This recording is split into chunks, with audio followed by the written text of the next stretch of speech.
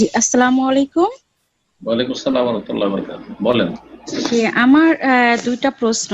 একটা হচ্ছে যে নামাজ পড়ার সময় মহিলাদের মাথা থেকে একদম পা পর্যন্ত ঢেকে নামাজ পড়তে হবে।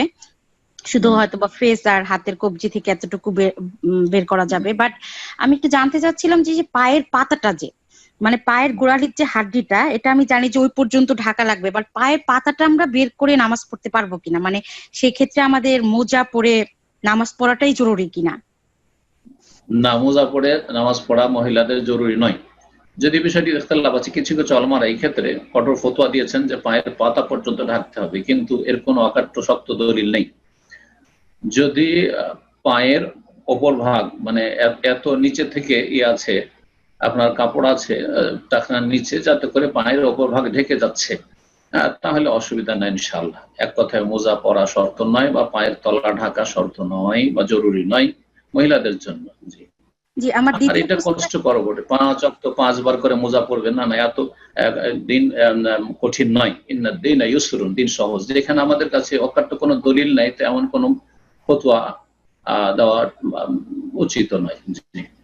জি, আমার দ্বিতীয় প্রশ্নটা হচ্ছে যে আমি আপনার আলোচনার ভিত্তিতে আমি আসলে কোশ্চেনটা করছি যে আমরা আল্লাহর জন্যই নামাজ পড়ি, আল্লাহর সন্তুষ্টির জন্য, বা আমাদের যেটা ফরজ বিধান আল্লাহ আমাদের জন্য করে দিয়েছেন সেজন্য নামাজ পড়ি।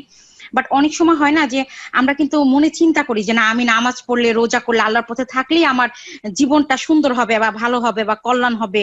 বা অনেক সময় দেখা যায় নামাজে রক্ত হয়ে গেছে, সেটা নামাজটা আমি পরে পড়লেও পারি যদি আমার বাহিরে যাওয়ার চিন্তা থাকে। বাট আমি চিন্তা করতেছি না, আমি নামাজ না পড়ে বাহিরে গেলে হয়তো বা আমার একটা বিপদ আপদ হতে পারে। তো এই যে এইটা কি, এই যে আমি চিন্তাটা করছি যে আমি নামাজ না পড়ে গেলে, আমার বাহিরে গেলে একটা বিপদ আপদ হতে পারে, এটা কি আবার তাওহীদের পরিপন্থী হয় কিনা? জি জি জি, ঠিক বলছেন। এটা একটা গুরুত্বপূর্ণ প্রশ্ন। জি, আর এই প্রশ্নটা নিয়ে আলোচনা ওলামারা করেছেন বড় বড় আলেমরা। যে কোনো ইবাদত বন্দেগীতে মুখ্য উদ্দেশ্য আখিরাত হইতে হবে, আল্লাহ সন্তুষ্টি আর পরকালের মুক্তি হইতে হবে। তার সাথে পার্থিব লাভ যদি ইনক্লুড করেন, শামিল করেন, যা পার্থিব দিক থেকে আল্লাহ যেন আমাকে আমার ইবাদত বন্দেগী এবং নেক আমলের মাধ্যমে সুখে রাখেন, তো কোনো দোষণীয় নাই। কিন্তু আখিরাতের বিষয়টা যদি হালকা হয়ে যায়, ওই দিকে অত মন যাচ্ছে না, কিন্তু শুধু ভয় পাচ্ছেন যে কি জানি নামাজ পড়তে দেরি করলে কি জানি কোন বালা মুসিবত চলে আসে, যদি নামাজ পড়ি তো আমার দুনিয়ার বরকত হবে, ছেলে মেয়েতে বরকত হবে, নামাজ পড়ি তাহলে আমার রুজি রোজগারে বরকত হবে ইত্যাদি। যদি এইরকম করেন তো এটা ইখলাস পরিপন্থী, এতে নেকি কমে যাবে। নামাজটা হয়ে যাবে কারণ আল্লাহর জন্যই নামাজ পড়ছেন, আর সেটাও আল্লাহর কাছে, এই দুনিয়ার কল্যাণটাও আল্লাহর কাছে আশা করছেন, গায়রুল্লাহর কাছে নয়, অন্য কারো কাছে না।